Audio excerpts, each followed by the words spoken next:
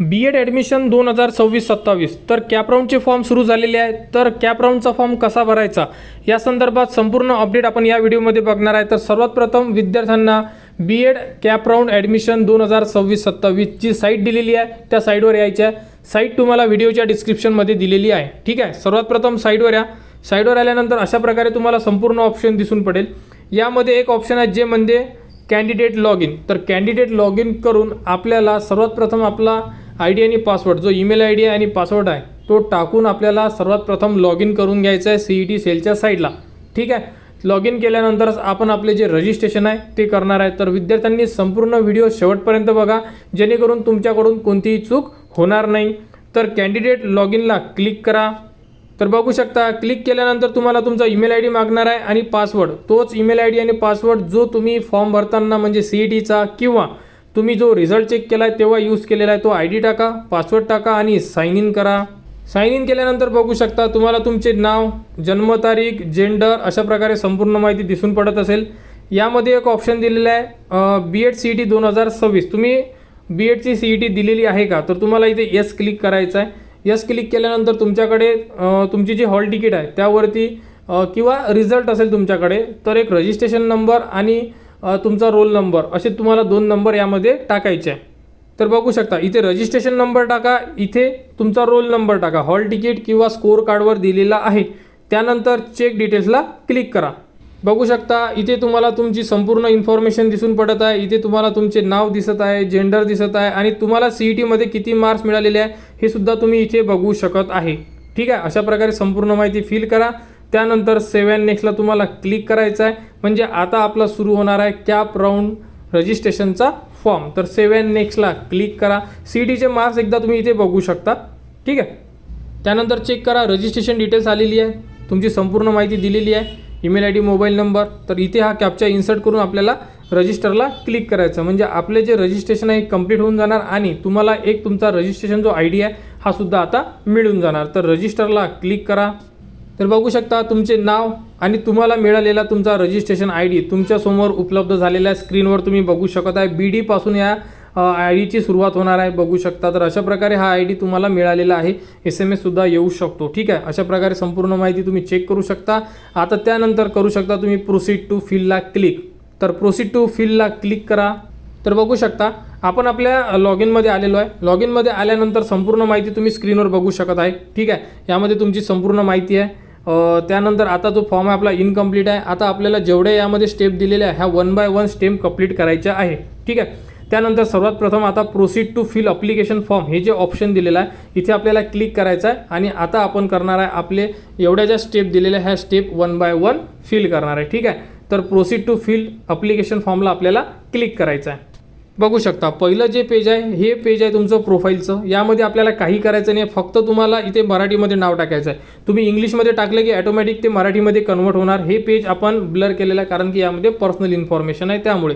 आणि त्यानंतर इथे तुम्हाला इन्कम किती आहे ती जी यामध्ये रेंज दिलेली आहे त्यापैकी एक रेंज तुम्हाला टाकायची आहे बस. बाकी संपूर्ण इन्फॉर्मेशन तुम्ही जे रजिस्ट्रेशनमध्ये भरलेली आहे तीच इन्फॉर्मेशन तुम्हाला दिसत आहे. तुमच्या वडिलाचे नाव, तुमच्या आईचे नाव, mobile number, email I D, APAAR I D, संपूर्ण माहिती तुम्ही ऑलरेडी फिल केलेली आहे. फक्त यामध्ये मराठी नाव आणि इन्कम एवढं फिल करा आणि त्यानंतर सेव्ह अँड नेक्स्टला क्लिक करा. नेक्स्ट आहे ते म्हणजे ॲड्रेस. तर इथे तुम्हाला तुमचा ॲड्रेस टाकायचा आहे. जोही तुमच्या आधार कार्डचा टाकायचा असेल आधार कार्डचा टाका किंवा कोणता वेगळा ॲड्रेस टाकायचा असेल इथे ॲड्रेस टाका, तालुका टाका, डिस्ट्रिक्ट टाका, सिटी टाका आणि त्यानंतर तुम्हाला इथे पिनकोड टाकायचा आहे. आणि त्यानंतर करून घ्यायचं आहे तुम्हाला सेव्ह अँड नेक्स्ट. एकदा तुम्ही टाकलेली संपूर्ण इन्फॉर्मेशन चेक करून घ्या आणि त्यानंतर सेव्ह अँड नेक्स्टला क्लिक करा. त्यानंतर बघू शकता इथे तुम्हाला 2 ऑप्शन येणार आहे. तर यामध्ये तुमचं एज्युकेशन काय झालेलं आहे याबद्दलची माहिती तुम्हाला विचारण्यात येणार आहे. ग्रॅज्युएशन केलेलं आहे तुम्ही की पोस्ट ग्रॅज्युएशन. ज्या विद्यार्थ्यांनी फक्त डिग्री केलेली असेल ते विद्यार्थी ग्रॅज्युएशन करेल आणि ज्यांनी पोस्ट ग्रॅज्युएशन केलेलं असेल तर ते विद्यार्थी 2nd नंबरचा ऑप्शन पोस्ट ग्रॅज्युएशन करणार आहे. ठीक आहे, तर आम्ही फक्त ग्रॅज्युएशन केलेलं आहे त्यामुळे 1 नंबरचा जो ऑप्शन आहे ग्रॅज्युएशन म्हणजे डिग्री झालेली आहे फक्त, पोस्ट ग्रॅज्युएशन झालेलं नाही आहे त्यामुळे फक्त तिथे ग्रॅज्युएशन चूज केलेलं आहे. त्यानंतर डोमेसिल महाराष्ट्र आहे का इथे तुम्हाला यस क्लिक करायचं आहे कारण की आपण महाराष्ट्रामध्ये रहिवासी आहे त्यामुळे. आणि डोमेसिल तुमची कोणत्या डिस्ट्रिक्टमधली आहे हे तुमच्या डोमेसाईल सर्टिफिकेटवर दिलेलं आहे. तुम्ही कोणत्या डिस्ट्रिक्टमधून तुमचं डोमेसाईल सर्टिफिकेट काढलेलं आहे. डोमेसाईल सर्टिफिकेट एकदा चेक करा म्हणजे तुमचा बर्थ कोणत्या डिस्ट्रिक्टमध्ये झालेला आहे अशा प्रकारे. ठीक आहे, यामधून डिस्ट्रिक्ट टाका. तर बघा पहिले क्वालिफिकेशन टाका, ग्रॅज्युएशन आहे की पोस्ट ग्रॅज्युएशन आहे, क्लिअर.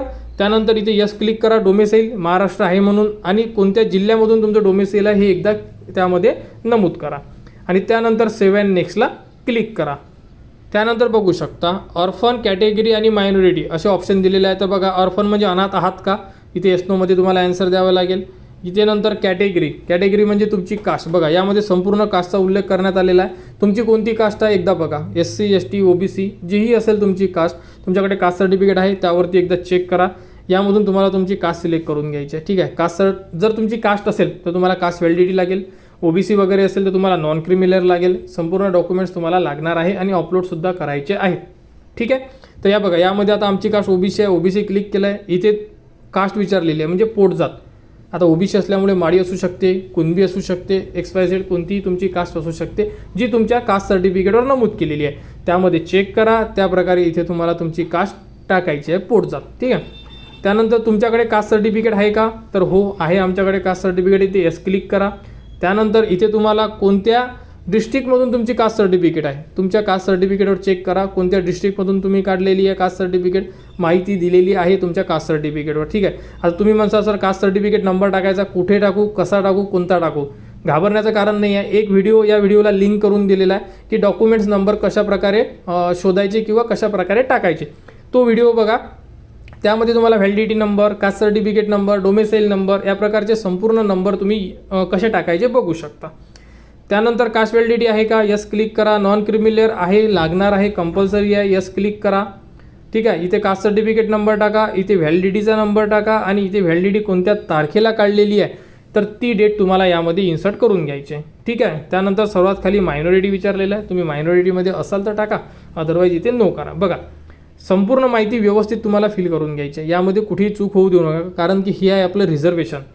आणि कास्ट वगैरे जर काही यामध्ये मिस झालं तुमचं तर कशी ॲडमिशन तुमची ओपनमध्ये कन्वर्ट होऊ शकते.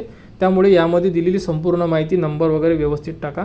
नंबर कसे शोधायचे मी आताच सांगितलं आहे, या व्हिडिओला लिंक करून दिलेला आहे, त्यामधून बघा, संपूर्ण फॉर्म फिल करा, ठीक आहे, व्यवस्थितरित्या. कोणती अडचण असेल तुम्ही कमेंट्स करू शकता. मायनॉरिटीसाठी आम्ही नाही आहे त्यामुळे आम्ही नो केलेलं आहे. आणि त्यानंतर सेव्ह अँड नेक्स्टला क्लिक करा. त्यानंतर सोशल रिझर्वेशन बघा, हँडिकॅप, डिसेबिलिटी आहे का, तर आम्ही नाही आहे, नो केलेलं आहे. त्यानंतर डिफेन्सचं ऑप्शन होतं, जसं की तुम्ही काही डिपेंडेंट आहे का, एक सर्व्हिसमॅन किंवा एक सर्व्हिसमॅनवर, तर इथे तुम्ही करू शकता. तर तुमचे वडील वगैरे जर एक सर्व्हिसमॅन असेल तर इथे येस नोमध्ये, तर आमचे दोन्ही ऑप्शन नो आहे, आम्ही नो केलेले आहे. तुम्ही सुद्धा येस नोमध्ये आन्सर देऊ शकता. आणि त्यानंतर सेव्ह अँड नेक्स्टला क्लिक करा. आता आपल्याला करायचं आहे अदर इन्फॉर्मेशनमध्ये काही माहिती अपडेट. त्यानंतर बघू शकता अदरमध्ये काय म्हटलेलं आहे, तुम्हाला कवी कुलगुरू कालिदास संस्कृत युनिव्हर्सिटीसाठी अप्लाय करायचं आहे का. जर तुम्हाला संस्कृत पाहिजे असेल, तुम्ही म्हणजे युनिव्हर्सिटीमध्ये ॲडमिशन घ्यायची असेल तर यस करू शकता. आम्हाला घ्यायची नाही, आम्ही नो केलेलं आहे. त्यानंतर स्पेशल एज्युकेशनचं विचारलेलं आहे, स्पेशल एज्युकेशन पाहिजे का, आम्हाला नाही पाहिजे, आम्ही तिथेसुद्धा नो क्लिक केलेलं आहे, क्लिअर. त्यानंतर मेन पार्ट आहे तो म्हणजे एज्युकेशनचा. तर बघा, आता आमचं ग्रॅज्युएशन आहे, 3 एज्युकेशन इथे तुम्हाला दाखवण्यात आलेले आहे, 10वी 12वी आणि ग्रॅज्युएशन. 1 बाय 1 तुम्हाला 10वी, त्यानंतर 12वी आणि ग्रॅज्युएशन अशी जी इन्फॉर्मेशन आहे यामध्ये फिल करून घ्यायची आहे, क्लिअर. तर आता आपल्याला इथे SSC क्लिक करून ॲड क्वालिफिकेशनला क्लिक करायचं आहे. तुम्ही सुद्धा या प्रकारे तुमचे जे क्वालिफिकेशन आहे ॲड करू शकता, ठीक आहे. तर इथे SSC क्लिक करा आणि ॲड क्वालिफिकेशनला क्लिक करा.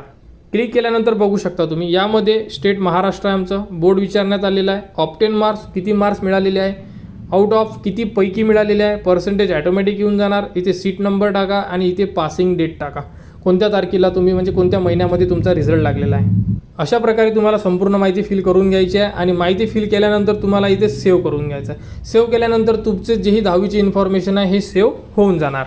सेम टू सेम तुम्हाला 12वी क्लिक करून ॲड क्वालिफिकेशनला क्लिक करा. त्यानंतर बघा, इथे तुम्हाला सिलेक्ट कोर्सचं ऑप्शन आलेलं आहे.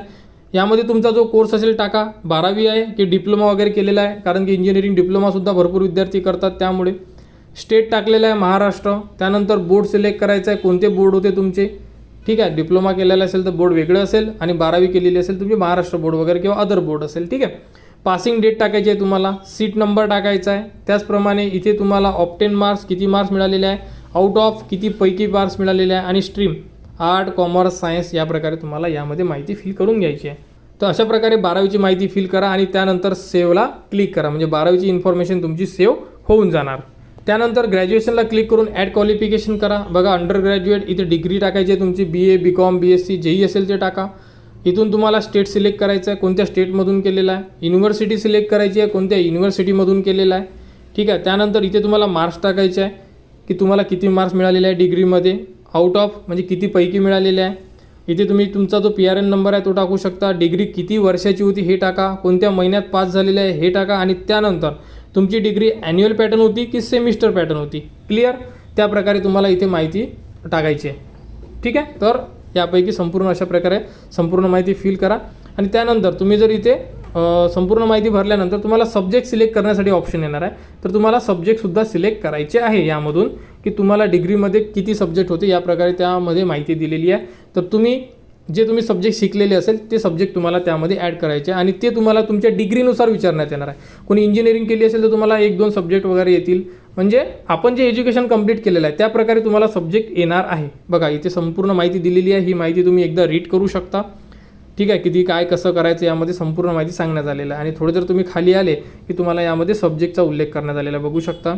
तर तुमच्याला कोणकोणते सब्जेक्ट होते यामधून तुम्हाला क्लिक करायचं आणि त्याला सिक्वेन्स द्यायचा आहे. 1 नंबर, 2 नंबर, 3 नंबर, 4 नंबर असं ऑप्शन तुम्हाला येणार जेव्हा तुम्ही मल्टिपल सब्जेक्ट सिलेक्ट करणार तर.